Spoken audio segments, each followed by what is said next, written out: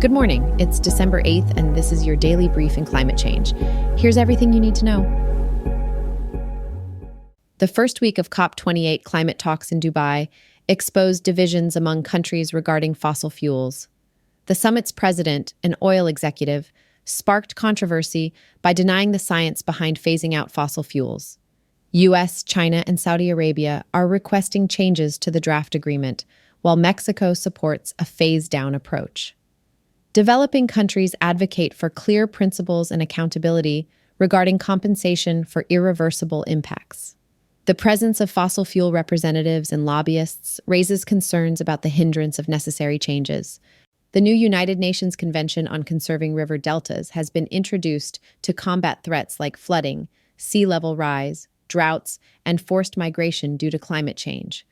The whale and dolphin conservation group sees these animals as a solution to the climate crisis, as they can absorb CO2 and transfer it to ocean depths. The role of carbon capture and storage technologies is central to the debate surrounding the definition of unabated in relation to fossil fuels. The outcome of the COP28 negotiations is uncertain due to disagreements on fossil fuel use and carbon capture technologies.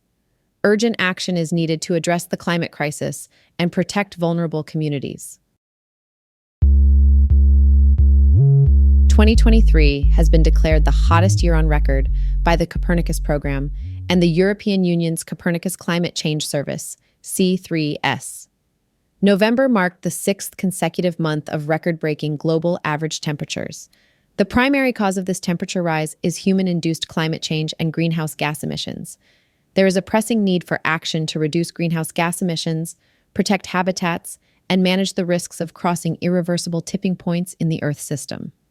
These findings are being discussed at the COP28 climate discussions in Dubai, where there is a call for the end of fossil fuels. Heavy rain and floods in East Africa have led to over 300 deaths and displaced millions. The current rainfall, intensified by climate change and the Indian Ocean dipole, is among the most intense ever recorded in the region. The World Weather Attribution Group on climate change has made the rainfall up to twice as intense. Urgent action is required to phase out fossil fuels and reduce emissions to prevent further devastating weather events. The heavy rains have put a strain on communities still recovering from a 3-year drought, also exacerbated by climate change. The situation calls for immediate climate change adaptation and a regional approach to address the crisis. Climate change is significantly impacting everyday life in Africa, causing displacement, food shortages, and loss of wildlife.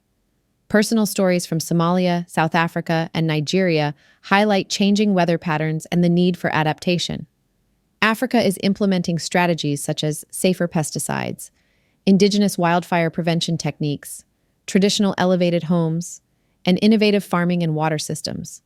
These strategies highlight Africa's commitment to adapting to and mitigating climate change effects. The impacts of climate change are global, altering lives from northern Alaska to Colombia, South Africa to Austria, and Indonesia to India. First-hand accounts reveal impacts on snowfall, electricity supplies, seasons, outdoor activities, and daily life, emphasizing the urgent need for global climate change action.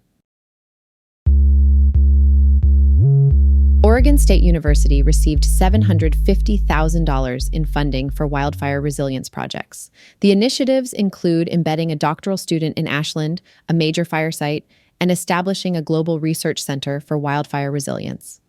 A new graduate-level program on wildfire risk and resiliency will be created. The funding aims to advance wildfire risk science, train scientists, and develop solutions for at-risk communities. Research indicates that wildfire frequency in urban areas has increased due to climate change, leading to significant residential damage.